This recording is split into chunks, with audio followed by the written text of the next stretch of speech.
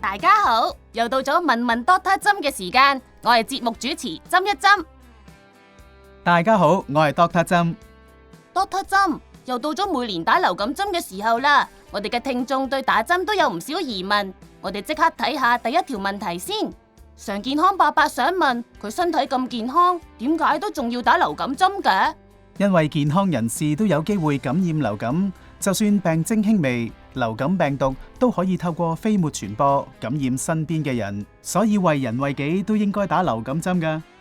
Doctor 針，既然流感係透過飛沫傳播，戴口罩婆婆就話佢已經日日戴口罩，仲使乜打針啊？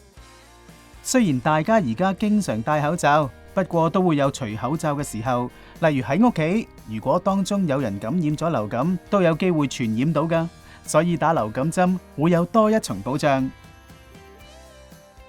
超心急伯伯就想問，幾時有得打針，同邊度會有得打呢？由10月6日開始，醫院管理局就會喺轄下醫院同門診分階段幫合資格嘅市民打流感針。合資格嘅朋友記得留意日期，同喺打針當日帶齊所需文件。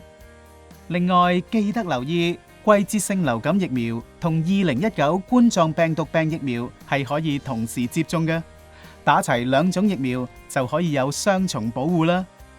想知更多季節性流感防疫注射計劃嘅資料，可以瀏覽醫管局網頁。